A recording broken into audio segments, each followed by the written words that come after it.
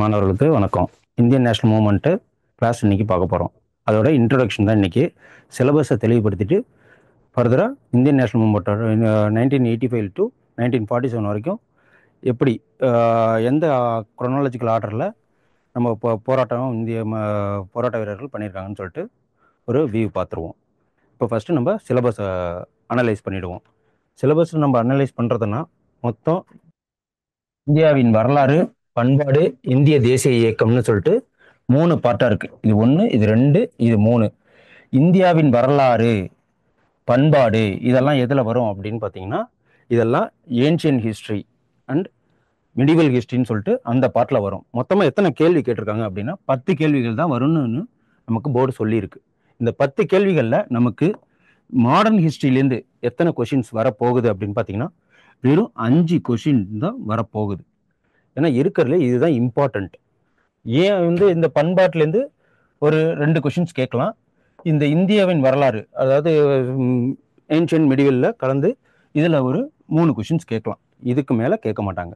அதனால தான் நாங்கள் ஃபஸ்ட்டு இந்திய தேசிய இயக்கம் அந்த 5 கேள்வி உள்ளதை நாங்கள் ஏன் எடுக்கிறோம் அப்படின்னா, இதோட பயன்பாடு எங்கெங்கெல்லாம் போகும் அப்படின்னு பார்த்தீங்கன்னா, குரூப் 1 எக்ஸாமுக்கு ப்ரிப்பேர் பண்ணுறவங்க, மெயின்ஸுக்கு ப்ரிப்பேர் பண்ணுறவங்க, யூபிஎஸ்சி ப்ரிப்பேர் பண்ணுறவங்க எல்லாருக்குமே இதுதான் அடிப்படை. ஏன்னா பாலிட்டிலையும் தரவாக இருக்கணும், இந்தியன் நேஷனல் மூவ்மெண்ட்லேயும் தரவாக இருக்கணும். அப்படிங்கிறப்போ இந்த நேஷனல் மூவ்மெண்ட்டை நம்ம இன்னைக்கு ஓவர்வியூ பார்த்துருவோம்.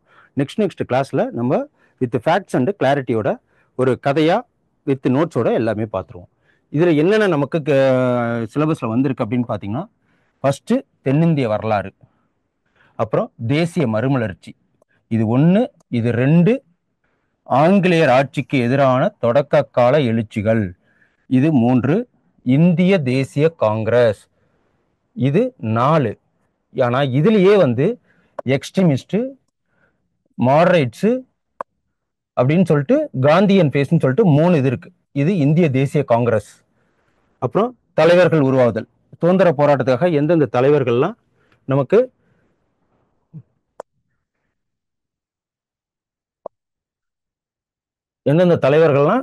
நமக்கு இது பண்ணி பாடுபட்டிருக்காங்க அப்படிங்கிறத குறிக்கிறது தான் இது. அதில் பிஆர் அம்பேத்கர் இது ஒரு பர்சன், பகத்சிங் 2, பாரதியார் 3, வ.உ. சிதம்பரனார் 4, ஜவஹர்லால் நேரு, காமராஜர் 2, 3, 4, 5, நேரு, அப்புறம் காமராஜர், மகாத்மா காந்தி, மௌலானா அபுல் கலாம் ஆசாத், தந்தை பெரியார், ராஜாஜி சுபாஷ் சந்திர போஸ், ரவீந்திரநாத் தாகூர் மற்றும் இங்க பலர்னு கொடுத்துருக்காங்க பாருங்க. இதை எல்லாரும் மறந்துடுவோம். இந்த பலர் தான் ரொம்ப ரொம்ப இம்பார்ட்டன்ட். ஏன் நம்ம சிலபஸை இப்போ டீட்டெயிலாக இது விவரிக்கிறோன்னா, நம்ம இங்கே இதெல்லாம் மிஸ் பண்ணிடுவோம். நீங்கள் கொஷின்ஸ் பேப்பர் வந்த பிறகு இந்த பலருங்கிற விஷயத்துல யார் வருவாங்க அப்படின்னா, சுதந்திர போராட்ட வீரர்களுக்கு இத்தனை பேர் தான் பாடுபட்டிருக்காங்களா, போராடி இருக்காங்களான்னு பார்த்தா இல்லை. இந்த பலருங்கிறது தான் நமக்கு கீவேர்டு. இதுல எல்லாமே அடங்கும்.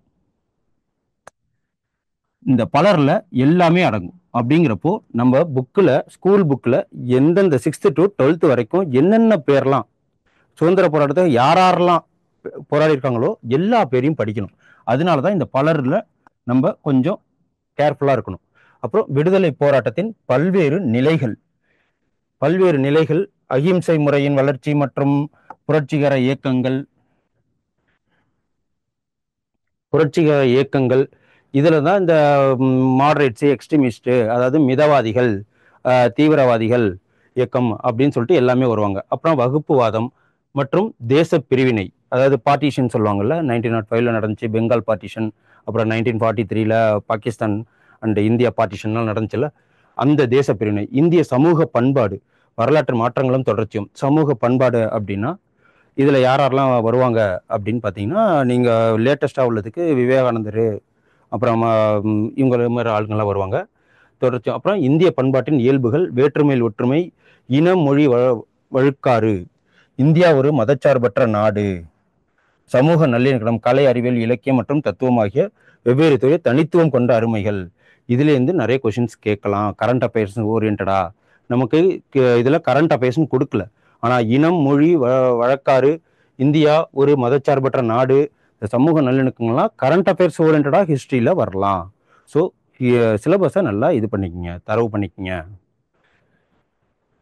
அவ்வளவுதான். நம்ம நெக்ஸ்ட் இன்னைக்கு நம்ம பார்க்க போறது இந்தியன் நேஷனல் மூவ்மெண்ட்.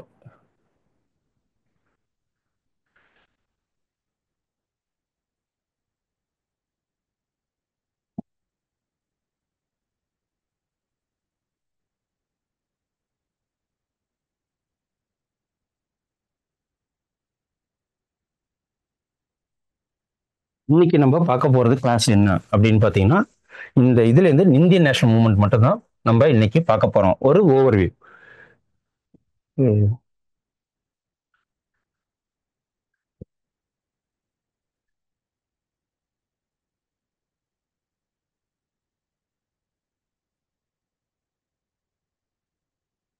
இன்னைக்கு நம்ம பார்க்க போறது இந்தியன் நேஷனல் மூவ்மெண்ட், இந்திய தேசிய இயக்கம்.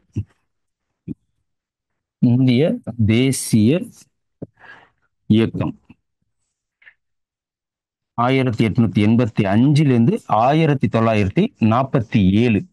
இதுல என்னென்ன நடந்திருக்கு ஒரு குரோனாலஜிக்கல் ஆர்டரா பார்ப்போம். இந்திய தேசிய காங்கிரஸ்க்காக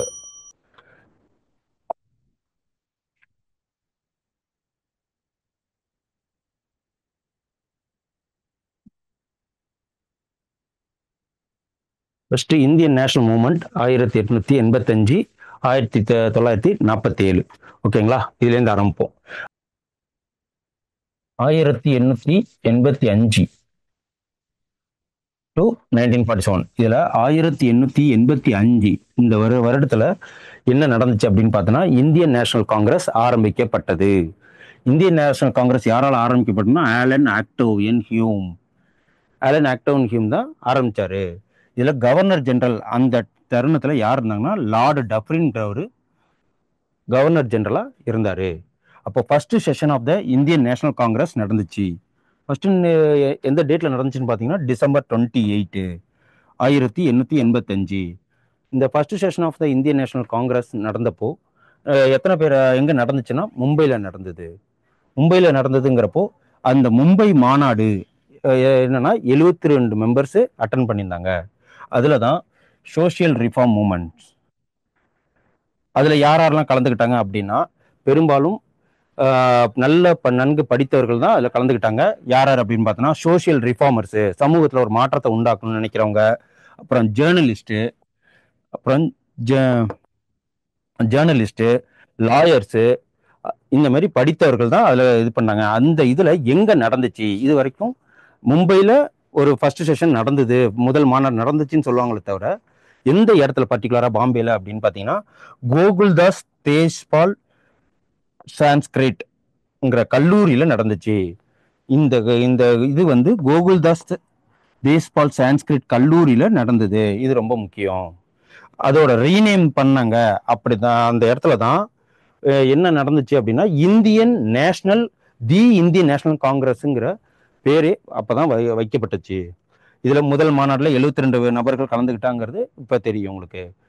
அப்புறம் இரண்டாம் மாநாடு நடந்துச்சு. எந்த வருடங்கள் பார்த்தீங்கன்னா 1886. எங்க நடந்துச்சு? கல்கத்தால நடந்துச்சு. கல்கத்தால நடந்தப்போ அங்க எத்தனை பேர் பார்ட்டிசிபேட் பண்ணாங்கன்னா, 434 பேர் பார்ட்டிசிபேட் பண்ணாங்க.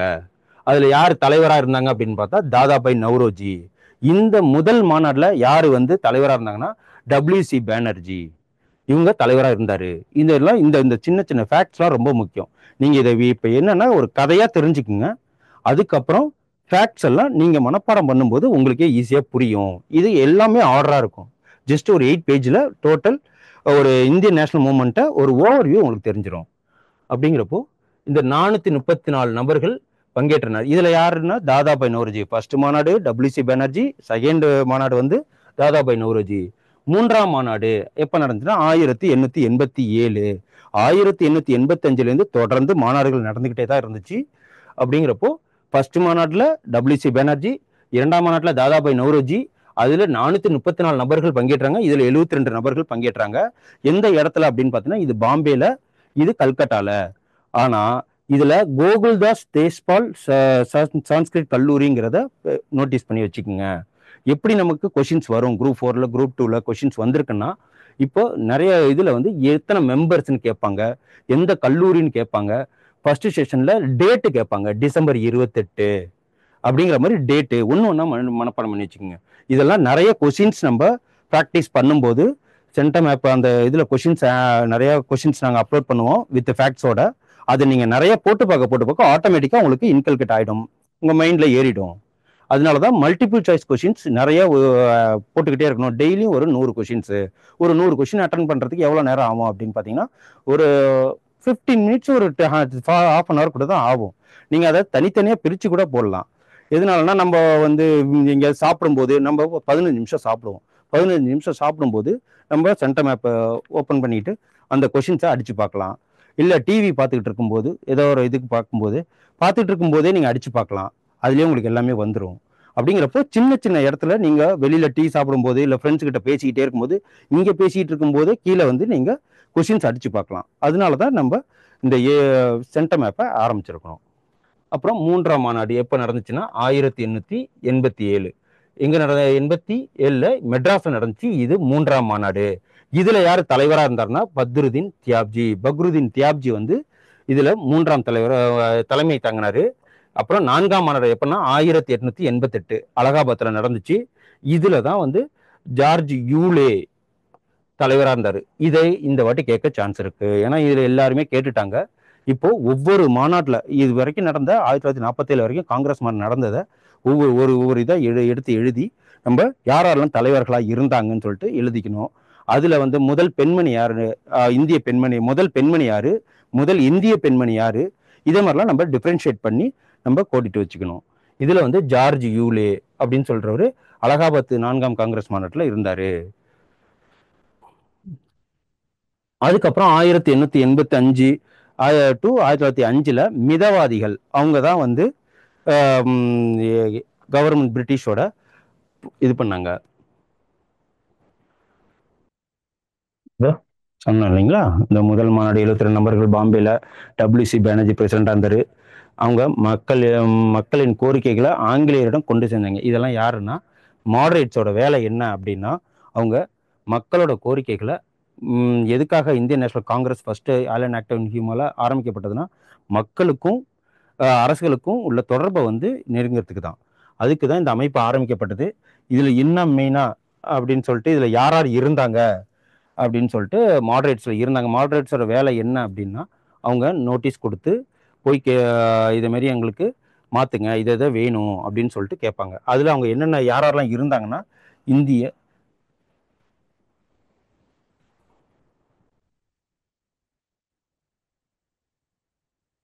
அவங்க என்ன பண்ணுவாங்க அப்படின்னு பார்த்தீங்கன்னா, மிதவாதிகள் இருக்காங்களா, இவங்களோட இது பாருங்க.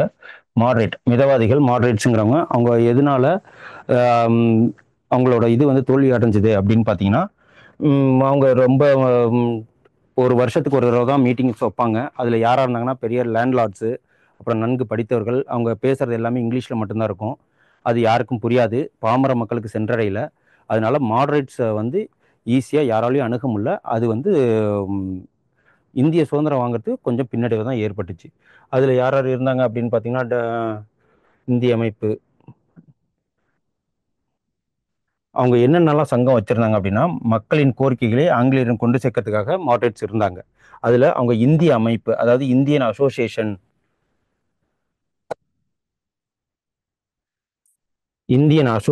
ஒன்று ஆரம்பிச்சிருந்தாங்க. அப்புறம் நில உரிமையாளர்கள் சங்கம்னு சொல்லிட்டு லேண்ட் ஹோல்டர் சொசைட்டி அது ஒன்று வச்சு ஆரம்பித்து நடத்திட்டு இருந்தாங்க. அப்புறம் பிரிட்டிஷ் இந்தியன் அசோசியேஷன், இந்த 3 அமைப்புகளை வச்சு அவங்க நடத்திக்கிட்டு இருந்தாங்க. அப்புறம் 1885 அந்த மிதவாதிகள் அவங்களோட பட்டியலில் என்னென்ன யார் யார் இருந்தாங்க, மிதவாதிகள்னா யார் யார் இந்த இதில் இருந்தாங்கன்னா, WC பானர்ஜி. இந்த WC பானர்ஜிங்கிறவர்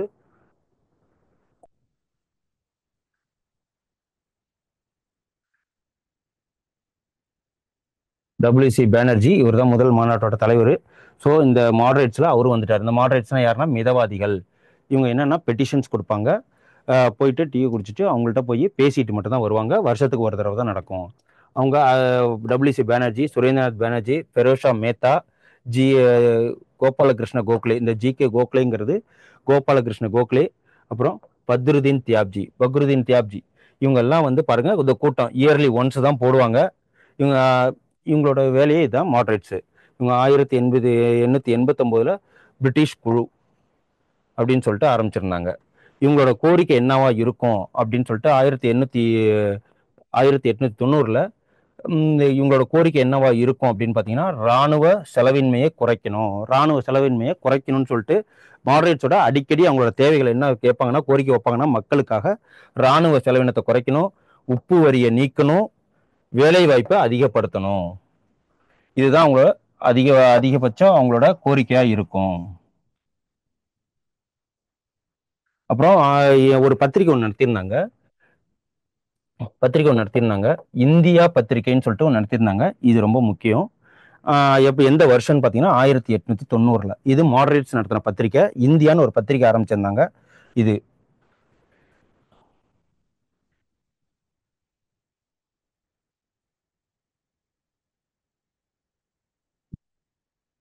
நெக்ஸ்ட் அதான் சொன்னலாம், அவங்களோட கோரிக்கை என்னன்னா மனித உரிமை,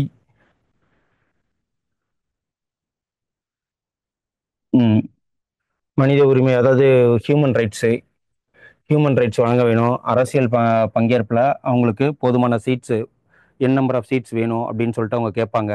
அதுக்கு முன்னாடி இராணுவத்தோட செலவுகள்லாம் கம்மி பண்ணணும் அப்படின்னு சொல்லிட்டு கேட்டிருந்தாங்க. இந்த 5 மெயின் கோரிக்கைகளை வச்சு தான் அவங்க அடிக்கடி பிரிட்டிஷ் அரசோட மிதவாதிகளை வந்து டாக் பண்ணிட்டு இருந்தாங்க. 1892 இந்தியன் கவுன்சில் ஆக்ட்னு ஒன்று ஆரம்பிச்சிருந்தாங்க. இந்த இந்தியன் கவுன்சில் ஆக்ட் இந்த வருஷத்து ரொம்ப முக்கியம்.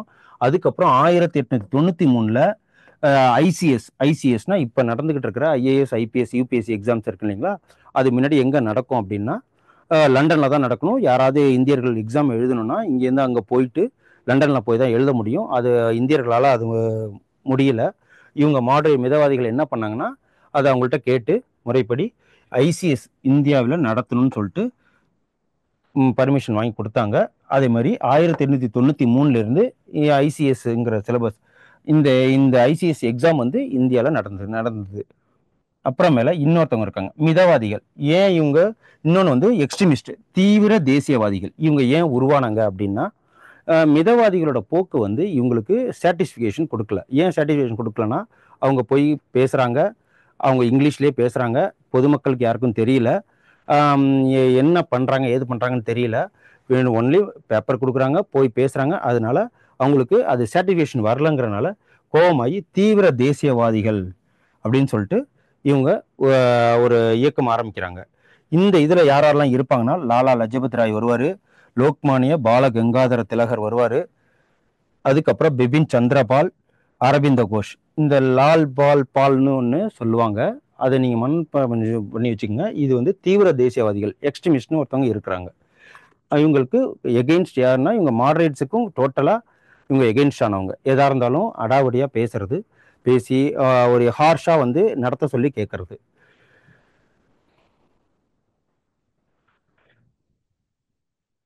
அரவிந்த கோஷ். அப்புறம் அவங்களோட காரணம் என்ன, எதுக்காக மிதவாதிகள்ங்கிற ஒரு விஷயம் இருக்கும்போது எதுக்கு இவங்க தீவிர தேசியவாதிகள் உருவாகிறதுக்கு காரணம் என்ன அப்படின்னா, அவங்க மிதவாதிகளின் தோல்விகள் அப்படின்னா அவங்களோட ஆக்ஷன்ஸ் எல்லாமே தோல்விகளில் தான் முடியுது. சமூக சமய சீர்திருத்தங்கள் இதெல்லாம் கொண்டு வர்றதுக்கு எக்ஸ்ட்ரீமிஸ்ட் இவங்க உருவாகிறதுக்கு காரணமே வந்து சமூக சீர்திருத்தங்கள். யாருன்னா விவேகானந்தர், ராமகிருஷ்ண பரமஹம்சர், இவங்கள மாரி ஆட்கள்லாம் வந்து அவங்களோட ஆன்மீக சொற்பொழிவின் போது இந்திய நாட்டை பற்றி பெருமைப்படுத்தி பேசும்போதும் இதெல்லாம் வந்து அவங்களுக்கு இந்திய தேசிய உணர்வை ஊட்டுறதுக்கு ஹெல்ப்ஃபுல்லாக இருந்தது. அப்புறம் ஜப்பான் டிஃபீட் ரஷ்யா. இது என்ன ஜப்பான் டிஃபீட் ரஷ்யான்னா, ஒரு குட்டி நாடு மிகப்பெரிய ஒரு நாடான ரஷ்யாவை வீழ்த்தும் போது ஏன் நம்மளை பிரிட்டிஷ் வந்து வீழ்த்த முடியாது அப்படிங்கிற ஒரு நம்பிக்கையை கொடுத்துச்சு. அவங்க போரின் மூலயமா ஜெயிச்சதுனால இவங்களுக்கு சரி நம்மளாலையும் நம்ம பிரிட்டிஷை எதிர்த்து நின்று சுதந்திரம் வாங்க முடியும் அப்படிங்கிற ஒரு நம்பிக்கை வந்துச்சு. இதுதான் அவங்க எக்ஸ்ட்ரீமிஸ்ட், அதாவது தீவிர தேசியவாதிகள் அவங்க நினைச்சாங்க. இன்னொன்று 1893 திலகர் வந்து விநாயகர் பண்டிகை அப்படிங்கிற ஒரு விஷயம் ஒன்று நடத்தி அது மூலயமா கூட்டத்தை அரேஞ்ச் பண்ணி அப்போ தேசிய உணர்வுகளை ஊட்டினாரு. அப்புறம் 1895 சிவாஜி பண்டிகை ஒன்று நடத்தி மக்களோட கூட்டத்தை எல்லாம் உருவாக்கி அதில் தேசிய உணர்வை ஊட்டினாங்க. அப்புறம் இவர் யார், பாலகங்காதர் திலகர் வந்து கேசரி அப்படிங்கிற ஒரு மராத்தி பத்திரிகை, என்ன லாங்குவேஜ் அப்படின்னா மராத்தின்கிற ஒரு லாங்குவேஜில் ஒரு பேப்பர் நடத்தினாரு. அப்புறம் மகாராத்தா அப்படிங்கிறது ஒரு இங்கிலீஷ் பத்திரிகை. இது ரெண்டுத்தையும் அவர் ரன் பண்ணாரு. இது ஃபேக்ட்ஸ் கொஷின். இதை மனப்பாடம் பண்ணி தான் ஆகணும்.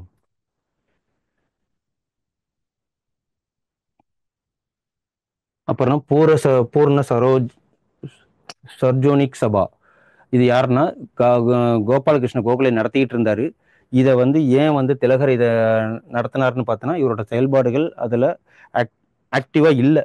அதனால இது அவர்கிட்டேருந்து வாங்கி பூர்ண சரோஜனிக் சபாங்கிறத இவர் எடுத்து நடத்தி திறம்பட நடத்தினார். அப்புறம் 1899 கர்ஷன் பிரபு கவர்னர் ஜெனரலாக ஆகிறாரு. இவர் வந்த பிறகு எப்படி ஆட்சி மாறுது அப்படின்னா, பிரித்தாளும் கொள்கைங்கிற மாதிரி இவர் அட்மினிஸ்ட்ரேஷனை கொண்டுட்டு போயிட்டு இருக்கிறாரு. பிரித்தாளும் கொள்கைங்கிற மாதிரினா, அந்த 1905ஆம் காலகட்டத்தில், அந்த ஆண்டு காலகட்டத்தில் இந்த பார்ட்டிஷன் ஆஃப் பெங்கால் நடந்துச்சு. எதனால இது நடந்துச்சு அப்படின்னா, மொத்தமாக கல்கட்டான்னு இருந்த ஒரு ஏரியாவை, இப்போ கல்கத்தா இப்படியே அப்படியே இருக்குன்னு வச்சுங்களேன், இதை அப்படியே பிரிச்சா இதை ஹிந்து இருக்கிற ஏரியாவும் முஸ்லீம் இருக்கிற ஏரியாவும் பிரிச்சாரு. ஹிந்து இருக்கிற ஏரியாவெல்லாம் இது வெஸ்ட் பெங்கால் என்றும், முஸ்லீம் இருக்கிற ஏரியா பங்களாதேஷ்ங்கிற மாதிரியும் இரு பிரிவினை உண்டாக்குன்னு. அதனால தான் Bengal, east bay of Bengal, Assam சொல்லிட்டு இந்த மாதிரி ஒரு மேப்பில் நீங்கள் பார்த்தீங்கன்னா தெரியும். மேப்பை வச்சு நம்ம படிச்சுக்கலாம். எதனால காரணம், எதனால எக்ஸ்ட்ரீமிஸ்ட் உருவாக்குனாங்க? எக்ஸ்ட்ரீமிஸ்ட் என்ன, தீவிர தேசியவாதிகள். எதுக்காக உருவாங்கன்னா, நிர்வாகம் செய்யாத. அப்புறம் எதனால இவர் என்ன சொன்னார், ஏன் நாங்கள் பெங்கால் பிரிக்கிறோம் அப்படின்னு சொல்றதுக்கு என்னத்துக்கு சொன்னார்னா, கர்ஷன் பிரபு பிரித்தாள் கொள்கை. ஆனால் அவர் சொன்ன ரீசன் பொய். என்ன பொய் அப்படின்னா, நாங்கள் நிர்வாகம் செய்ய தான் நாங்கள் இதை பிரிக்கிறோம், நிர்வாகம் செய்யறதுக்காக தான் நாங்கள் இந்த பார்ட்டிஷனை நாங்கள் பண்ணுறோன்னு சொல்லிட்டு சொன்னார். ஆனால் ரியலாக பார்த்தீங்கன்னா ஹிந்து வெர்சஸ் முஸ்லீம், இதை அவரை பிரித்தாளும் கொள்கைங்கிறதுக்காக தான் இதை பிரித்தார். டிவிடெண்ட் ரூல் பாலிசின்னு சொல்லுவாங்க பிரித்தாளும் கொள்கை. இதை அவர் மேற்கோள் கட்டினார். அப்புறம் எஃபெக்ட்ஸ் இதோட எப்படிலாம் இந்த போராட்டம் இருந்துச்சு அப்படின்னா, மக்கள் இதை ஏற்றுக்கல. இந்த பிரித்தாளும் கொள்கைங்கிற விஷயத்த மக்கள் புரிஞ்சுக்கிட்டு, அப்போ அவங்களுக்கு அது இதே பிடிக்கல. அதனால அவங்க என்ன பண்ணாங்க, பொது இடங்கள்ல ரக்ஷபந்தன், இந்த ராக்கி ஃபெஸ்டிவல்லாம் நடக்கும் இல்லைங்களா, அது அப்போதான் ஆரம்பிச்சது. ராக்கி கட்டி நம்மளோட சகோதரத்துவத்தை ஷேர் பண்ணிக்கிட்டாங்க. அப்புறம் அமர் சோனார் பங்களா, அப்போதான் ரவீந்திரநாத் தாகூர் இந்த இந்த பாட்டை எழுதினாரு, அமர் சோனார் பங்களா அப்படிங்கிற ஒரு பாட்டை. அப்புறம் வந்தே மாதரம்ங்கிற அந்த பாட்டும் ஆனந்த மாத்துங்கிற ஒரு புக்லேருந்து அவர் எக்ஸ்ட்ராக்ட் பண்ணி எடுத்து கொடுத்தாரு, ஆனந்தமாத். அப்புறம் 1905 கல்கட்டா டவுன் ஹாலில் ஆரம்பிச்ச மீட்டிங் ஒன்று நடந்தது. அந்த மீட்டிங்கில் தான் என்ன நடந்துச்சு அப்படின்னா, சுதேசி இயக்கம். சுதேசி இயக்கம்ங்கிறத அப்போ தான் ஆரம்பித்தாங்க. இந்த சுதேசி இயக்கம்னு ஒன்று இருக்கு இல்லைங்களா, இந்த சுதேசி இயக்கம் நமக்கு நல்லா தெரியும். யாராருன்னா இதில் இந்த சுதேசி இயக்கம் மாடரேட் வேற, தீவிர தீவிர தேசியவாதிகள் வேற. அவங்களோட ரெண்டு பேரோட எய்மும் ஒன்று தான், இந்திய சுதந்திரம் வாங்கணும்னு. ஆனால் அவங்களோட வழிமுறைகள் வேற, இவங்களோட வழிமுறைகள் வேற. ஆனால் ரெண்டு பேரும் சேர்ந்து சுதேசி இயக்கம்னு ஒன்று ஆரம்பிச்சாங்க. மிதவாதி பிளஸ் தீவிர தேசியவாதி, இரண்டு தலைவர்களும் சேர்ந்து, இரண்டு மெம்பர்ஸ்களும் சேர்ந்து ஆரம்பிச்சாங்க. 1905 வாரணாசியில் காங்கிரஸ் மாநாடு நடக்குது.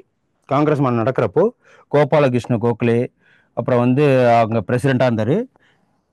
கோபாலகிருஷ்ண கோகலே பிரசிடெண்டாக இருந்தார். அப்போது சுதேசி புறக்கணிப்பு அப்படின்னா, சுதேசி அப்புறம் புறக்கணிப்பு அப்படின்னா என்னன்னா, சுதேசினா இந்திய மக்களால் செய்யப்பட்ட பருத்தி ஆடைகள், கைவினை பொருட்கள், அதை தான் உபயோகிக்கணும். ட்ரெஸ்ஸு இந்திய மக்களால் நெய்யப்பட்டது தான் உடுத்தணும். அவங்க இந்தியாவில் தயாரிக்கப்பட்ட பொருளால் செஞ்சது தான் சுதேசி. புறக்கணிப்பு அப்படின்னா பாய்காட்னு சொல்லுவாங்க. அந்த பாய்காட் எதெல்லாம் பண்ணாங்கன்னா, வெளிநாடுகள்லேருந்து எஸ்பெஷலி பிரிட்டிஷ்லேருந்து இறக்குமதி செய்யப்பட்ட பொருள்கள் எல்லாம் அவங்க புறக்க ஆரம்பித்தாங்க. இதுதான் சுதேசி இயக்கத்தோட மெயின் மோட்டோ.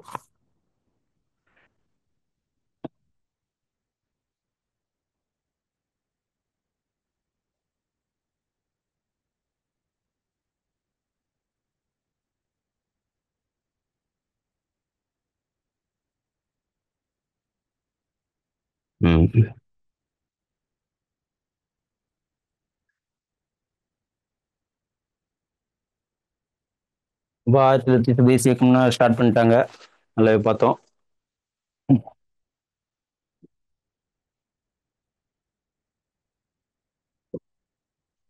சுதேசிக்கும் கல்கட்டா காங்கிரஸ் மாநாடு நடந்துச்சு. அதில் தான் தாதாபாய் நவரோஜி தலைமையேற்று நடத்தினார். அதில் அந்த மாநாட்டில் 1906 சுதேசி இயக்கம் ஸ்டார்ட் பண்ணாங்க. முன்வரையப்பட்டது 1905. இதில் 4 முடிவுகள் எடுத்தாங்க. என்னன்னா, ஸ்வராஜ், சுயராஜ்யம் சொல்லுவாங்க இல்லைங்களா, சுயராஜ்யம் அது வேணும். சுதேசி, சுதேசினா என்ன, இந்திய நாட்டுக்குள்ளேயே தயாரிக்கிற பொருள். அப்புறம் எஜுகேஷன், அப்படின்னா என்னன்னா கல்வி மேம்பாட்டுக்கு. அப்புறம் பாய்காட்டு, எதை புறக்கணிக்க ஆரம்பிச்சாங்க அப்படின்னா, வெளிநாடு வெளிநாட்டிலேருந்து வர்ற பொருள்களை, பிரிட்டிஷார்கள் செய்கிற பொருட்களை யூஸ் பண்ணக்கூடாது அப்படின்னு சொல்லிட்டு புறக்கணிச்சாங்க. இதுதான். இந்த மாதிரி செயல்களுக்கு மிதவாதிகளுக்கு விருப்பம் இல்லை. அவங்க எங்கள் பிரிட்டிஷ் கவர்மெண்ட்டை நம்ம பகிச்சிக்க போகிறோம், அதனால் எல்லாமே வந்து இதாக போகும்னு சொல்லிட்டு மிதவாதிகள் விருப்பம் இல்லாமல் இருந்தாங்க. நம்ம இதில் சுதேசி இயக்கத்தில் யார் யாரெல்லாம் தமிழ்நாட்டில் நல்லா கலந்துக்கிட்டாங்க அப்படின்னு பார்த்தீங்கன்னா, பாரதியார், வ.உ. சிதம்பரனார், சுப்பிரமணிய சிவா. இவங்க ஒரு ஹீரோ மாதிரி இதில் ரொம்ப இதாக இருந்தாங்க. 1907 சூரத் மாநாடு ஒன்று நடந்துச்சு. சூரத் மாநாடு நடக்கிறப்போ ராஷ் பிகாரி கோஷ், இவர் ஒரு மிதவாதி. ஆனால் இந்த சுதேசி இயக்கத்தில் மிதவாதி அப்படிங்கிறவர் ராஷ் பிகாரி போஸ், இவர் ஒரு மிதவாதி, மாடரேட்னு சொல்லுவாங்க. இவர் தலைமையில் மாநாடு நடக்குது. அதில் என்ன நினச்சாருன்னா, அவர் அவர் பேசுறது அவங்களோட இது பிடிக்காதனால செப்பலால் சும்மா வீசினதுல ஃபெரோஷா மேத்தா மேலே பட்டுடுச்சு. ஃபெரோஷா மேத்தா மேலே பட்டதுனால மிதவாதிகள் கோபமடைஞ்சு தீவிர தேசியவாதிகளை அந்த கூட்டத்திலேருந்து வெளியில் அனுப்பிச்சிட்டாங்க. நீங்கள் காங்கிரஸ்க்கு நம்மளுக்கும் நமக்கு கூட்டு வேண்டாம் அப்படின்னு சொல்லிட்டு. அதனால எக்ஸ்ட்ரீமிஸ்ட் டிஸ்மிஸ் பண்ணிட்டாங்க. காங்கிரஸ் கட்சியானது வெளியேறிடுச்சு. அப்புறம் பிரிட்டிஷ் கவர்மெண்ட்டு கைது நடவடிக்கை பண்ணுது. யாரென்னா எக்ஸ்ட்ரீமிஸ்டில் இருக்கிறவங்க எல்லாரையுமே கைது பண்ணுறாங்க. யாரெல்லாம் எக்ஸ்ட்ரீமிஸ்டில் இருக்காங்கன்னா, லாலா லஜபத் ராய் இருக்கிறாரு. அவர் எஸ்கேப், எங்கே எஸ்கேப் போகிறான்னா, அவர் நாடு கடந்து அமெரிக்காவில் போய் செட்டில் ஆகிறாங்க. அப்புறம் பிபின் சந்திரபால், லால் பால் பால்னு சொல்ல இல்லைங்களா, அதில் தான். இதில் பிபின் சந்திரபால் அப்புறம் திலகர் அரெஸ்ட் ஆகுறாங்க.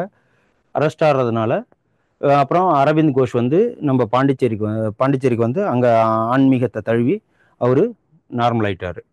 எந்த இதுலையும் ஈடுபடாமல் இருக்கிறாரு. அப்புறம் 1908லேருந்து 1914 வரைக்கும் ஒரு வெற்றிடம் உருவாகுது இந்திய தேசிய காங்கிரஸில். இந்திய தேசிய போராட்டத்தில் ஒரு வெற்றிடம் உருவாகுது. எதனால வெற்றிடம் உருவாகுதுன்னா, எல்லாரும் தேசிய மாடரேட்ஸு எதுவுமே பண்ணுறதில்ல. அவங்க மேலே மக்களுக்கும் நம்பிக்கை போயிடுச்சு. அதுக்கப்புறம் எக்ஸ்ட்ரீமிஸ்ட், அதாவது தீவிர தேசியவாதிகள், அவங்க எல்லாரும் அரசு நடவடிக்கை எடுத்ததுனால அவங்க எல்லாருமே வந்து நாடு கடத்தப்பட்டாங்க, சிறையில் அடைக்கப்பட்டாங்க. அதை எடுத்து நடத்துறதுக்கு ஆள் இல்லை. சுதந்திர தேசிய போராட்டத்துக்கு மக்களுக்கு விழிப்புணர்வு பண்ணுறதுக்கு ஆள் இல்லைனால அது எந்த ஒரு முன்னேற்றமும் இல்லாமல் இருந்துச்சு. இதில் தான் வந்து 1908 to 14 வரைக்கும் வெற்றிடம் இந்திய தேசிய போராட்டத்தில். ஓகேங்களா?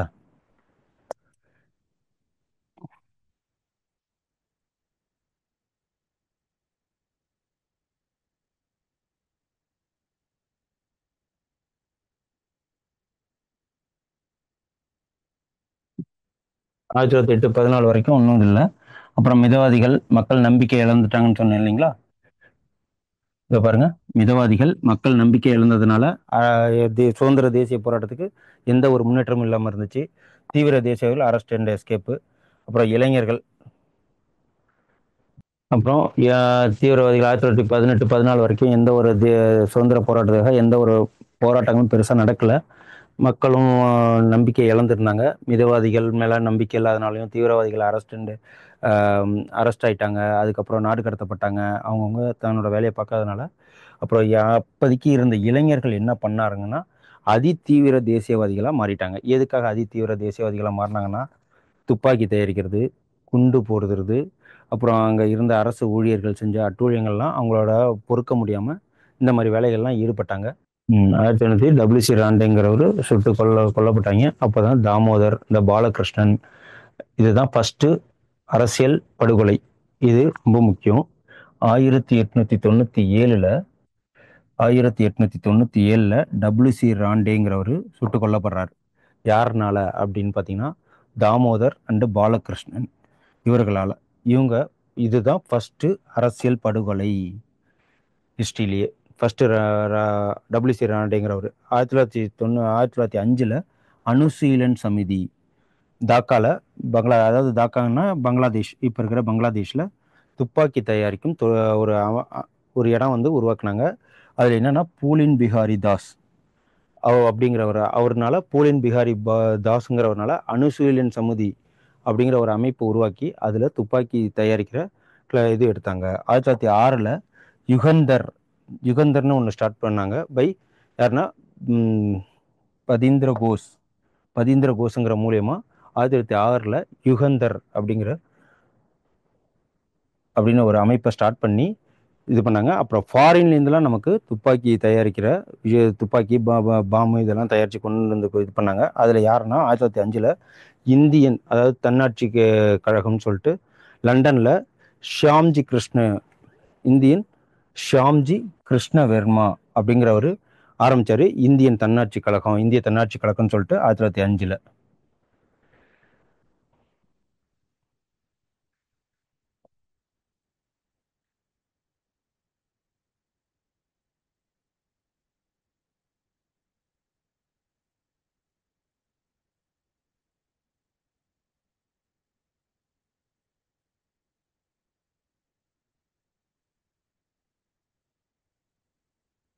ஆயிரத்தி தொள்ளாயிரத்தி நாலில் ஃப்ரீ இந்தியா சொசைட்டின்னு ஒன்று ஆரம்பிச்சு free India society free India society சுதந்திர இந்தியா கழகம் லண்டன் அண்ட் சாவர்கர், லண்டனில் விடி சாவர்கருங்கிறவர் ஆரம்பித்தார்.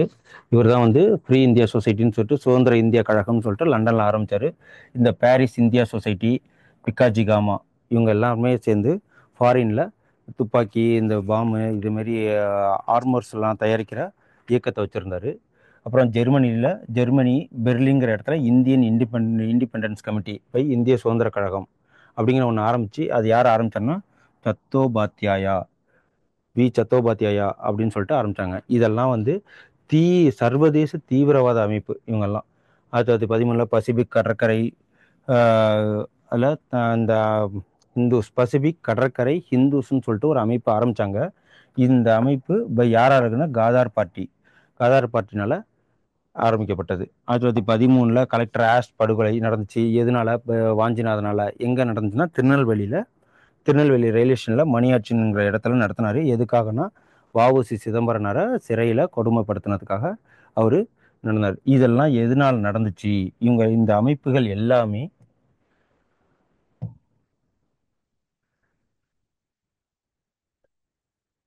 ம்,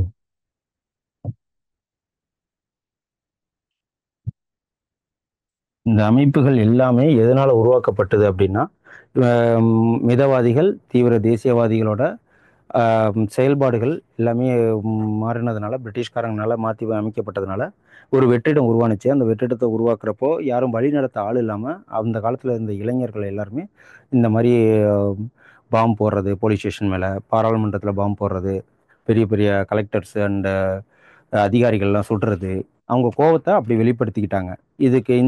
இதுக்கெல்லாம் துப்பாக்கி வந்து வேணும், பாம்பு வேணும் அப்படின்னா ஒவ்வொரு அமைப்பும் அதுக்குன்னு சொல்லிட்டு ஆரம்பித்து, அது வெளிநாட்டிலையும் சரி இந்தியாவிலையும் சரி ஆரம்பித்து நடத்தப்பட்டது. அந்த இதோட ஃபேக்ட்ஸ் தான் இது. எந்தெந்த வருஷத்தில் என்னென்ன நடந்துச்சு அப்படிங்கிறது.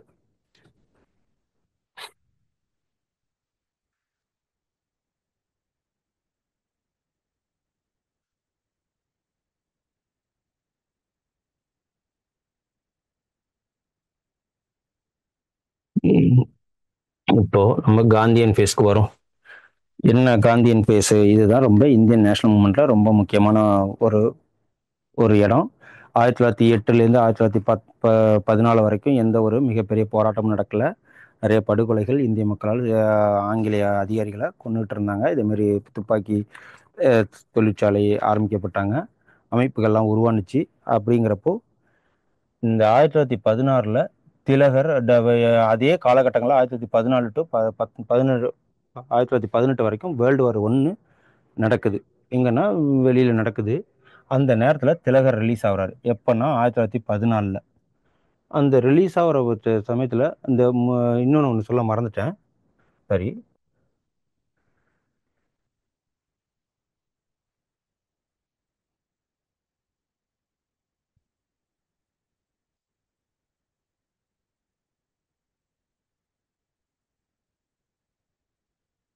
ம்.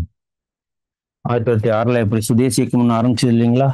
அந்த சுதேசி இயக்கம் ஆரம்பிச்சப்போ இந்த முஸ்லீம் லீக் கட்சின்னு ஒன்று ஆரம்பிக்கப்பட்டது. முஸ்லீம் லீக் கட்சின்னு ஒன்று ஆரம்பிக்கப்பட்டது சுதேசி இயக்கம் ஆரம்பிச்சப்போ. அப்புறமேல காந்தியன் ஃபேஸ்க்கு வருவோம். இது இந்தியன் நேஷனல் மூவ்மெண்ட்ல ரொம்ப முக்கியமான ஏரியா. இந்த காந்தியன் ஃபேஸ் வந்த பிறகுதான் மக்களுக்கு ஒரு விதமான நம்பிக்கை. அதாவது இப்போ முன்னாடி மாடரேட்ஸ் என்ன பண்ணாங்கன்னா, படித்தவர்களுக்கும் பெரிய பெரிய லேண்ட்லார்ட்ஸுக்கும் சுதந்திர போராட்டத்தை பற்றி அவங்க இருந்தது. மக்கள் பாமர மக்களுக்கெல்லாம் போய் சென்றடையல. கிராமங்கள்லாம் சுதேசி உணர்வு, அதாவது சுதந்திர போராட்ட உணர்வை ஊட்ட முடியல. காந்தி எப்போ நம்ம நாட்டுக்கு வராரோ அப்போதான் நமக்கு தேசிய உணர்வே நமக்கு வந்துச்சுன்னு சொல்லலாம். மக்களிடையே வந்துச்சுன்னு சொல்லலாம். அவர் என்னென்னலாம் பண்ணாரு சுதந்திர போராட்டத்துக்காக அப்படின்னு சொல்லிட்டு பார்ப்போம். இப்போ காந்தியோட ஒரு சின்ன ஃபேக்ட்ஸ் பார்த்துருவோம். காந்தியன் ஃபேஸ் இவர் எப்போ பிறந்தாரு அப்படின்னா 1869. இது எல்லாருக்குமே தெரியும். குஜராத் போர்பந்தர். எங்க படிச்சாரு அப்படின்னு பார்த்தீங்கன்னா லண்டன்ல படிச்சாரு. பாரிஸ்டர் பட்டம் வாங்கினாரு. எங்க வேலை பார்த்தாரு அப்படின்னா சவுத் ஆப்பிரிக்கால வேலை பார்த்தாரு. இது எல்லாருக்குமே தெரியும். அப்போதைக்கு அவர் இந்தியாவுக்குள்ள வரும்போது இது ரொம்ப முக்கியம், 42 வயசு. அவர் 42 வயசுல தான் குஜராத்துக்கு வராரு. அது எந்த இதுலன்னா 1915 இந்தியாவுக்கு காலடி வைக்கிறாரு. அப்பையிலேருந்து தான் அவருக்கு சுதந்திர போராட்டம் காந்தியன் பேச ஆரம்பிக்குது. இந்தியாவுக்கு அப்போதான் செட்டில் ஆக வராரு. அப்போ என்ன ஸ்டார்ட் பண்றாருன்னா சபர்மதி ஆசிரமங்கிறத 1915 ஆரம்பிக்கிறாரு. அரசியல் குரு, இவரோட அரசியல் குரு யாருன்னா கோபாலகிருஷ்ண கோகலே, அது தெரியும். அப்புறம் 1917 அவர் அரசியலுக்குள்ள நுழையிறாரு. எது மூலியமா நுழையிறாரு அப்படின்னா பீகார்ல ஒரு போராட்டம் நடக்குது. என்ன போராட்டம் பண்றாரு அரசு இந்த 1917 எப்படி வந்து காந்தியை எல்லார் மக்களுக்கும் தெரிய வச்சார்னா அவர் சத்தியாகிரகம் அந்த இதன் மூலியமா சத்தியாகிரகம் மூலியமா அவர் போராட்டங்கள் நடத்தினார். சத்தியாகிரகம் அப்படின்னா எதுனா அமைதியா அகிம்சை இல்லாம போராடுறது. இதுதான் சத்தியாகிரகத்தோட மீனிங். எதா இருந்தாலும் அமைதி வழியிலே போராடுறது. அடிதடி, திட்டுறது, பேசுறது அது மாதிரிலாம் கிடையாது. அமைதியின் பால் உண்ணாவிரதம் இருக்கிறது, அமைதியா இருந்து அற வழியில சுதந்திரம் பெறதான் அவரோட மோட்டோவா இருந்தது. அப்போ ஃபர்ஸ்ட் அவர் நடத்துனது 1917 சம்பரான் சத்தியாகிரகான்னு சொல்லிட்டு ஒன்று ஆரம்பிக்கிறார். சம்பரான் சத்தியாகிரகான்னு ஒன்று நடக்குது. இவரோட மெயினான 3 சத்தியாகிரகா ஒன்று இருக்கு. என்னன்னா சம்பரான் சத்தியாகிரகா, அதுக்கப்புறம்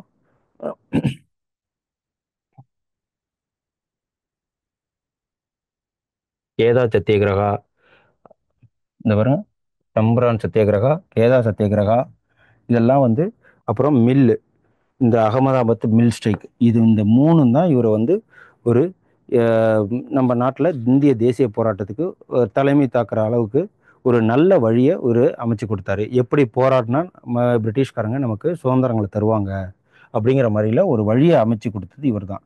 அந்த சம்பரான் சத்தியாகிரகம் என்ன நடந்துச்சு அப்படின்னா இது வந்து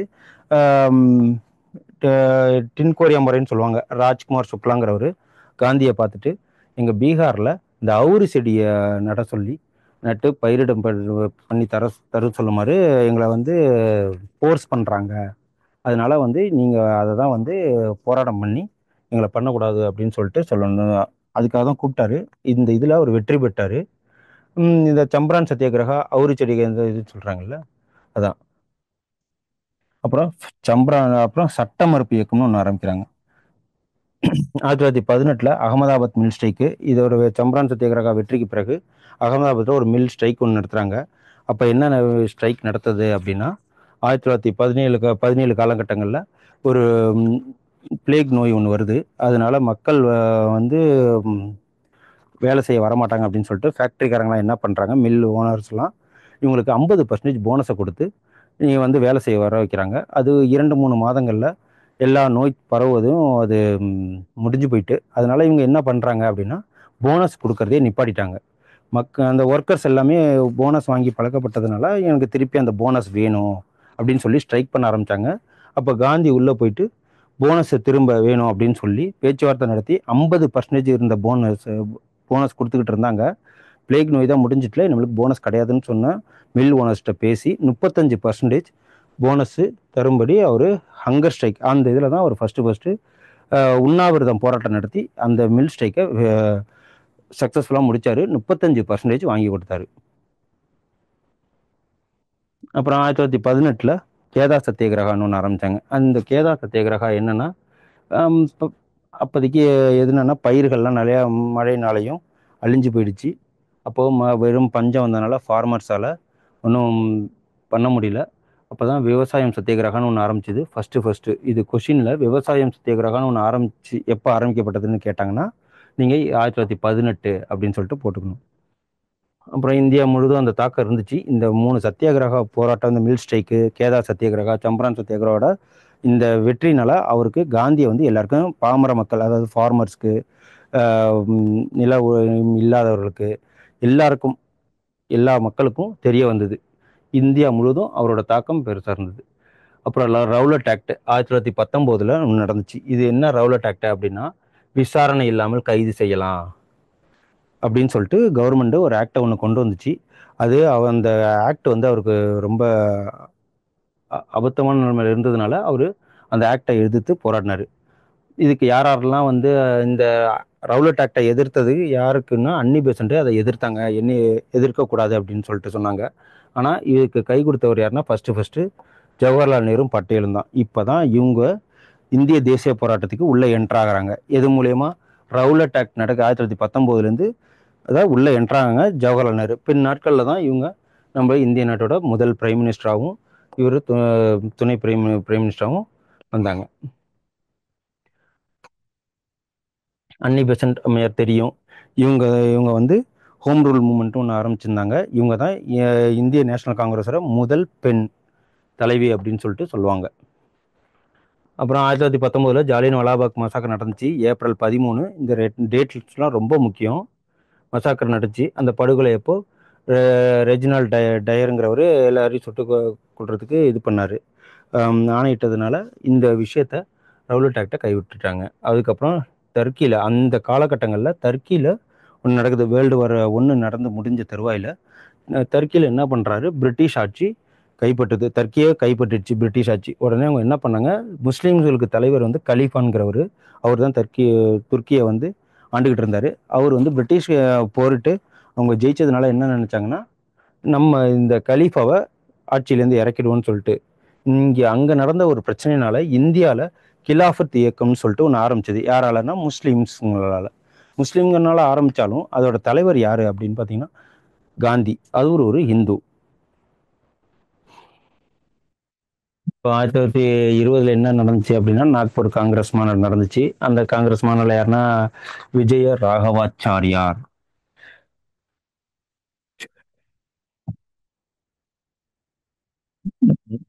விஜய ராகவாச்சாரியார் அவரோட தலைமையில் நடந்துச்சு. இந்த 1920 நாக்பூர் காங்கிரஸ் மாநாட்டில் விஜய ராகவாச்சாரியார் நடந்துச்சு. அப்போதான் இந்த ஒத்துழையாமை இயக்கம், அதாவது நான் கோஆப்ரேஷன் மூமெண்ட்டுங்கிற ஒரு விஷயத்தை ஆரம்பிக்கிறார் யாரு, காந்தி. எதுக்காக அப்படின்னா வேலையாட்களுக்காகவும் விவசாயிகள் இவங்க எல்லாருமே சேர்ந்து நல்வாழ்வுக்காக இவங்களுக்கு இந்த ஒத்துழையாமை இயக்கத்தை ஆரம்பிக்கணும்னு சொல்லிட்டு ஆரம்பிக்கிறாரு. அப்போ 1916 தான் தன்னாட்சி இயக்கம்னு ஒன்று ஆரம்பிக்கப்பட்டது, ஹோம் ரூல் மூமெண்ட்டு.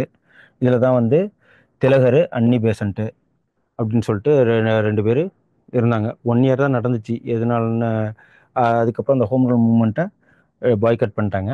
1915 மாண்டகு கிளம்ஸ்ஃபோர்டு இயக்கம்னு ஒன்று ஆரம்பித்து இந்தியாவுக்கு ஒரு ஆஃபர் கொடுத்துச்சு. என்னன்னா தன்னாட்சி இயக்கத்தை கைவிடுமாறு, அதாவது ஹோம் ரூல் மூமெண்ட்டை கைவிடுமாறு அவங்க மாண்டகு கிளம்ஸ்ஃபோர்டு இயக்கம் பண்ணுச்சு. 1917 ஃபர்ஸ்ட் பெண் தலைவர் காங்கிரஸ் அன்னி பெசன்ட்னு சொன்னோம் இல்லைங்களா முன்னாடி, அதே தான் இது. 1917 அவங்க மாநாட்டில், இந்தியன் நேஷனல் காங்கிரஸ் மாநாட்டில் ஃபஸ்ட்டு பெண் தலைவராக அவங்கள தேர்ந்தெடுக்கப்பட்டாங்க.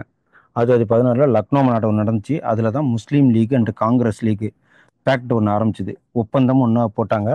என்ன அப்படின்னா மிதவாதிகள் அண்டு தீவிர தேசியவாதிகள் அங்கே சேர்ந்தாங்க. இதில் 2 பேரும் ஒன்று சேர்ந்துருக்குறாங்க. இந்த லக்னோ பேக்ட்னு ஒன்று 1916 நடந்துச்சு இல்லைங்களா, அதில் முஸ்லீம் லீக் அண்ட் காங்கிரஸ் 2 பேரும் ஒரு ஒப்பந்தம் ஒன்று கையெழுத்து போட்டுக்கிட்டாங்க. அதுக்கப்புறம் பிரிந்தாங்க இல்லைங்களா அந்த சூரத் மாநாட்டுக்கிட்ட. அப்போது பிரிந்தவர்கள் இப்போ வந்து மிதவாதிகள் அண்ட் தீவிர தேசியவாதிகள் இதில் ஒன்று சேருவாங்க. இதுக்கப்புறம் இந்திய தேசிய இயக்கத்தை கொண்டு போவாங்க. 1922 சௌரி சௌரா இன்சிடென்ட் ஒன்று நடந்துச்சு.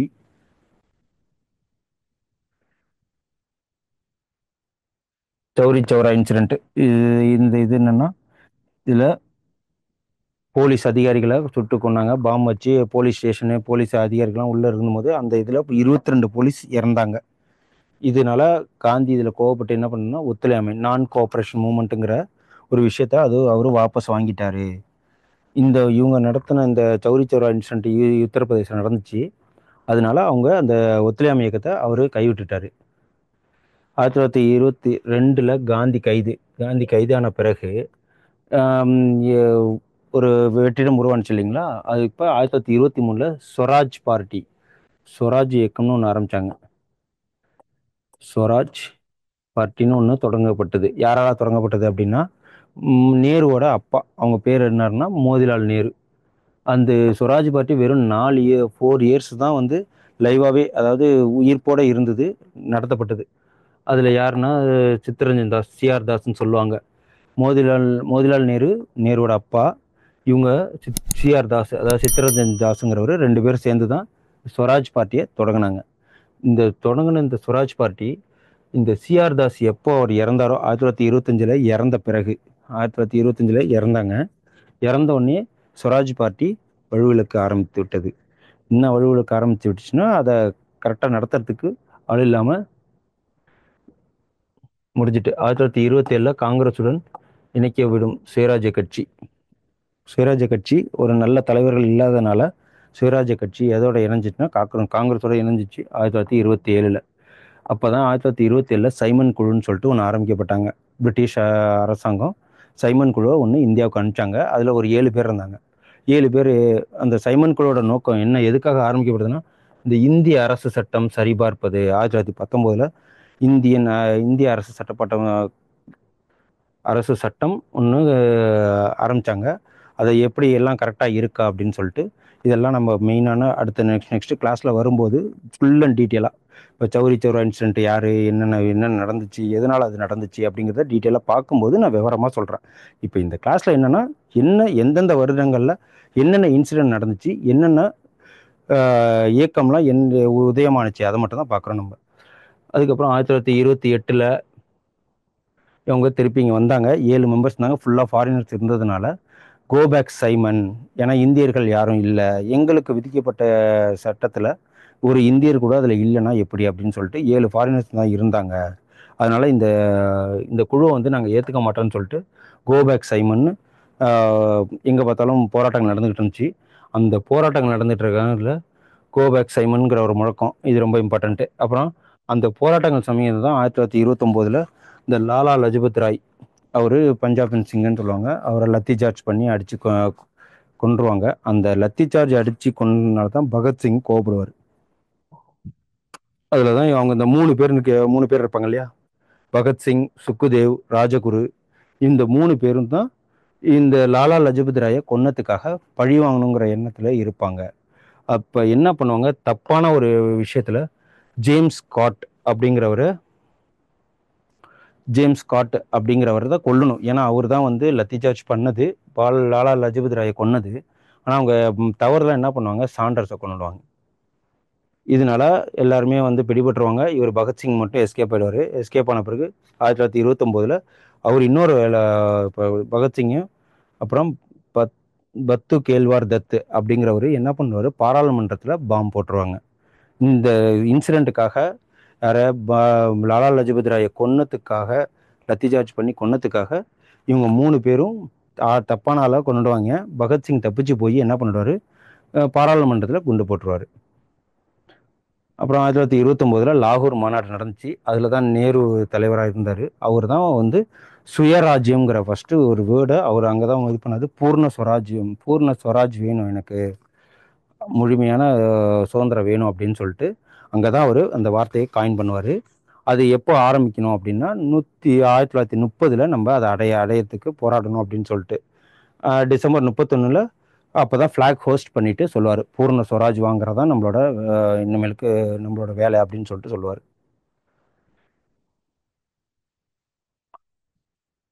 பூர்ண ஸ்வராஜ்னு சொன்னோம் இல்லைங்களா, லாகூர் மாநாட்டில் ஜவஹர்லால் நேரு அப்போ தான் ஃபஸ்ட்டு அந்த வார்த்தையை காயின் பண்ணுவார். 1930 பூர்ண ஸ்வராஜ்யம் கொண்டு வர்றதான் அப்படின்னு சொல்லிட்டு ஜனவரி 26 கொண்டாடுவாங்க. அந்த ஃப்ளாஸ்ட் ஹோஸ்ட் பண்ணுற அந்த பூர்ண ஸ்வராஜ் அதுதான் இப்போதைக்கு இப்போ கரண்ட்டில் நம்ம சுதந்திரம் வாங்கின பிறகு ரிப்பப்ளிக் டேவா குடியரசு தினமாக நம்ம கொண்டாடுறோம். 1930 பூர்ண ஸ்வராஜ் ஜவஹர்லால் நேரு காயின் பண்ண விஷயத்த நம்ம அட்டைன் பண்ணணும்னு சொன்னது விஷயத்தை தான் ஜனவரி 26 நடந்திருக்கும். ஃப்ளாக்லாம் ஹோஸ்ட் பண்ணியிருப்பாங்க. ஃப்ளாக் அதாவது கொடி ஏற்றிருப்பாங்க. அதை தான் நம்ம இப்போ ரிப்பப்ளிக் டேவாக நம்ம வருஷம் இது பண்ணுறோம். 1929 தொழிலாளர் கட்சி ஆட்சிக்கு வராங்க. எங்கே தொழிலாளர் கட்சி லேபர் பார்ட்டி எங்கே ஆட்சிக்கு வராங்கன்னா பிரிட்டிஷில் ஆட்சிக்கு வர்றாங்க. வந்ததுனால ஒரு வட்டமேசை மாநாடு அரேஞ்ச் பண்ணுறாங்க. இதுக்காக அந்த வட்டமேசை மாநாடு அப்படின்னா ஒரு 3 வட்டமேசை மாநாடு நடக்குது. 1930, 31, 32ன்னு சொல்லிட்டு முதல் இந்த இதிலலாம் யார் கலந்துக்கவே இல்லைன்னா காந்தியும் காங்கிரஸும் கலந்துக்கல. எதனால கலந்துக்கல அப்படின்னா இந்த பாருங்க 1929 பூரண சுயராஜ்யம் கிடைக்காத காரணத்தினால் அந்த என்ன கிடைக்காத காரணத்தினால்னா கவர்மெண்ட் அரசு பிரிட்டிஷ் கவர்மெண்ட்டு பூர்ண ஸ்வராஜ்லாம் கொடுக்க மாட்டோம் அப்படின்னு சொல்லி அவங்க அதுக்கு செவி சாய்க்காம விட்டதுனால அந்த கோபத்தினால காந்தியே அந்த காங்கிரஸ்லாம் வட்டமேசை மாநாட்டில் கலந்துக்கல. அது கலந்துக்கணும் அப்படின்னு சொல்கிறதுக்காக 1930 சட்ட மறுப்பு இயக்கம் ஆரம்பித்தாங்க. சிவில் டிசோபீடியன்ஸ் மூமெண்ட்டு என்னென்னா சிவில் டிசோபீடியன்ஸ் மூமெண்ட்டு எதுக்காக ஆரம்பித்ததுன்னா உப்பு சத்தியாகிரகம்னு ஒன்று சொல்லுவாங்க இல்லைங்களா. உப்பு சத்தியாகிரகம் எதுக்குன்னா தண்டி டு மார்ச் வரைக்கும் காந்தி நடந்து போய் உப்பு வரியை குறைக்கணுங்கிறதுக்காக பண்ணார் இல்லைங்களா. அந்த மாதிரி இதெல்லாம் கொண்டு வந்தார். அது காந்தி இர்வின் ஒப்பந்தம் நடந்துச்சு. அந்த இர்வின் ஒப்பந்தத்தோட மெயின் காரணம் எதனால நடந்துச்சு அப்படின்னா நீங்கள் பூர்ண ஸ்வராஜ் தேர்தலில் நீங்கள் வந்தால் தான் இந்த ரவுண்ட் டேபிள் கான்ஃபரன்ஸ் ஒரு முழுமை அடையும்னு சொல்லிட்டு ரவுண்ட் டேபிள் கான்ஃபரன்ஸ்க்கு வரணும் அப்படின்னு சொல்லி அவர் காந்தி கிட்ட ஒரு ஒப்பந்தம் ஒன்று போட்டிருந்தார், இர்வினும் காந்தியும். அப்புறம் உப்பு சத்தியாகிரகம் 1930 நடந்துச்சு. 1932 அரசியல் விலகல். 1932 அரசியலில் விலகிட்டார் காந்தி. எதனால விலகிட்டார் அப்படின்னா அவர் ஆரம்பித்த ஒவ்வொரு இயக்கமும் இந்த கேதா சத்தியாகிரகா, சம்பரான் சத்தியாகிரகா, அந்த மில் ஸ்ட்ரைக்கு இதில் மட்டும்தான் அவர் வெற்றி பெற்றார். அதுக்கப்புறம் நான் கோஆப்ரேஷன் மூமெண்ட், ஒத்துழையாமை இயக்கமாக இருக்கட்டும், சிவில் டிசோபீடியன்ஸ் மூமெண்ட்டாக இருக்கட்டும், அதாவது சட்ட மறுப்பு இயக்கமாக இருக்கட்டும், ஒன்றும் அந்த சௌரி சௌரா இன்சிடென்ட்னால இந்த காந்தி இர்வின் பேக்ட்னால ஒன்று தோல்வியை கண்டதுனால அவர் கொஞ்சம் இந்த ரவுண்ட் டேபிள் கான்ஃபரன்ஸ் அவருக்கு பாசிட்டிவ் இல்லாதனால அவர் இந்த அரசியலில் விட்டு விலகிட்டார். அப்புறம் தான் பூனா ஒப்பந்தம் நடந்துச்சு. என்ன அந்த பூனா ஒப்பந்தம் அப்படின்னா அம்பேத்கருக்கும் காந்திக்கும் அது கம்யூனல் ரிவார்டுன்னு ஒன்று சொல்லுவாங்க.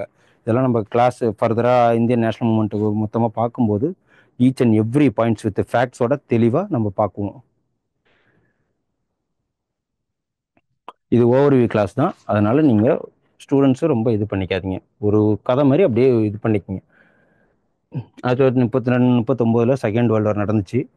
செகண்ட் வேர்ல்டுனா சுபாஷ் சந்திர போஸ் தான் இப்போ உள்ளே என்ட்ராகிறாரு. அவர் தான் அந்த மாநாட்டோட தலைவர்.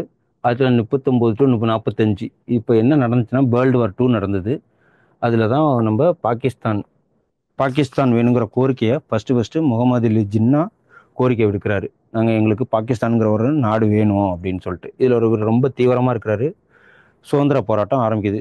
ரொம்ப தீவிரமாக சுதந்திர போராட்டம் ஆரம்பிக்குது. என்னன்னா தனிநபர் சத்தியாகிரகா, காந்திக்கு அது ஃபெயிலியர் தான். 1940 அக்டோபரில் நடத்துகிறாங்க. ஆனால் அது அவருக்கு ஃபெயிலியரில் தான் முடியுது. எதிர்பார்த்த ரிசல்ட் கொடுக்கல. அப்புறம் வேர்ல்டு வார் 2ல் ஆனால் ஃபஸ்ட்டு தனிநபர் சத்தியாகிரகான்னு நடத்தி வெற்றி பெற்றவர் யாருன்னா ஆச்சாரியா வினோபாபாவே. அவர் தான் அதை சக்ஸஸ்ஃபுல்லாக நடத்தி முடித்தார். 1940 பாகிஸ்தான் ரெசல்யூஷன் ஒன்று வருது.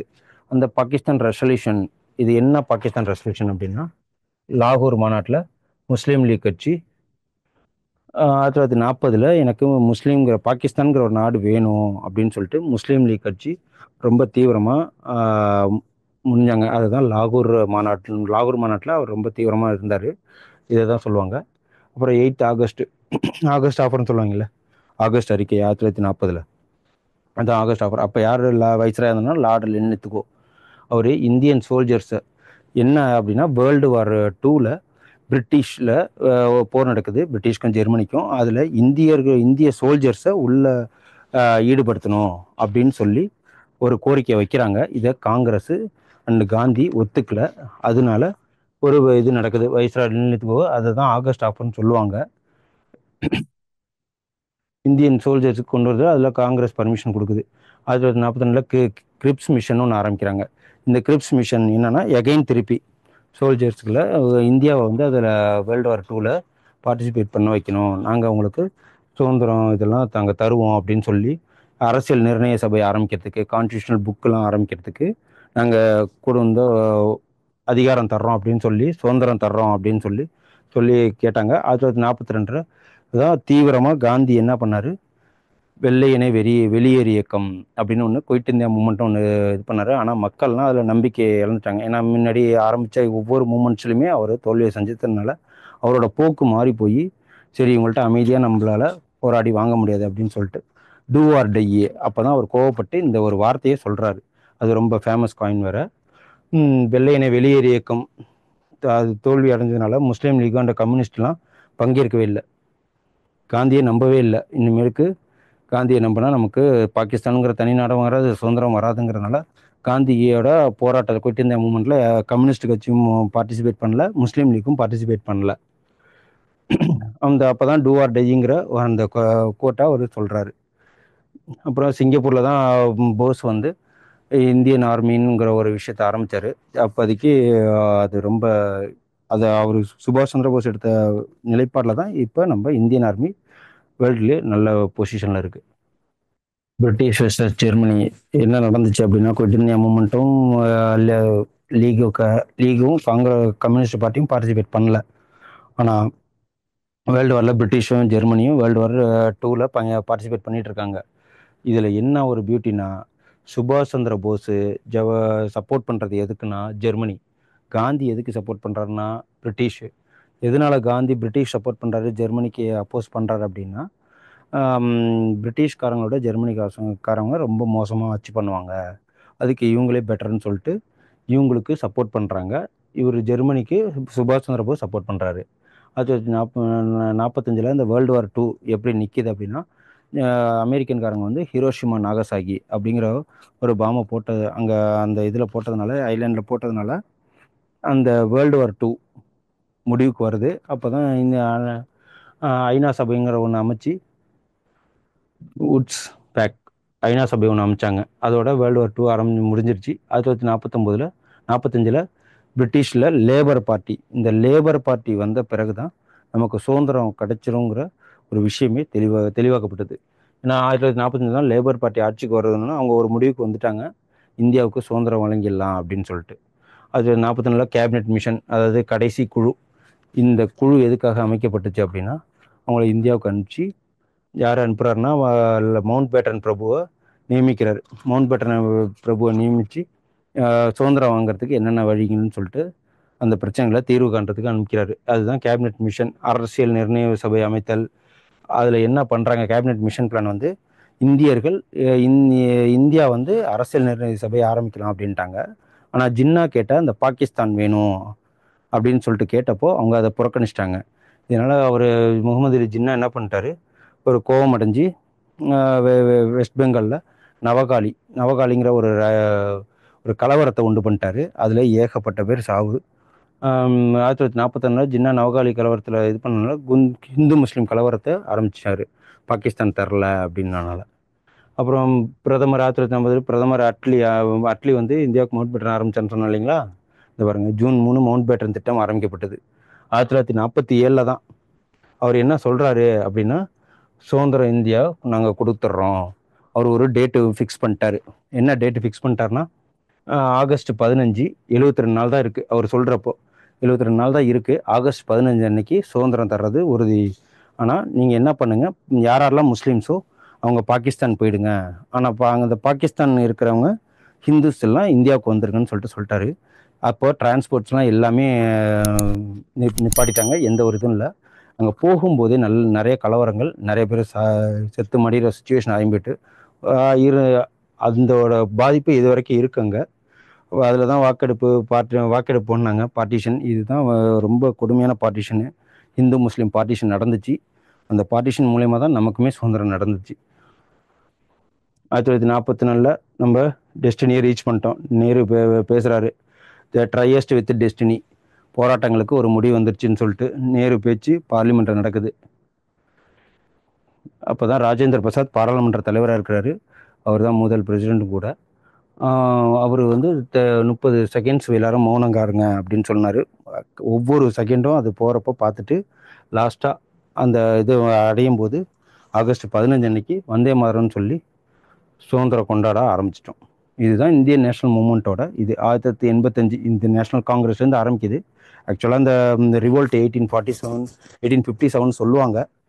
எக்ஸாக்டாக நம்ம 1885 தான் ப்ராப்பராக ஒரு மாடரேட்ஸு, எக்ஸ்ட்ரீமிஸ்ட்டு, தீவிர தேசியவாதிகள், காந்தியன் ஃபேஸு, அதுக்கப்புறம் ஸ்வராஜ் பார்ட்டி ஆரம்பித்தது, அப்புறம் ரவுண்ட் டேபிள் கான்ஃபரன்ஸ் வந்தது, ஒன்றும் இந்தியன் கவுன்சில் ஆக்ட் ஆரம்பித்தது, அப்புறம் ஒவ்வொரு மாநாட்டில் நம்ம பில்ஸ் எல்லாம் பாஸ் பண்ணது, அப்புறம் கவர்மெண்ட் ஆக்ட் 1935 ஆரம்பித்தது, அப்புறம் சுபாஷ் Chandra Bose Indian national army ஆரம்பித்தது, அப்புறம் கேபினட் கமிஷனு, ஆகஸ்ட் ஆஃபரு, இதெல்லாம் தான் நமக்கு இந்திய சுதந்திரம் அடையிறதுக்கு உண்டான ஒரு வழியை வகுத்துச்சு.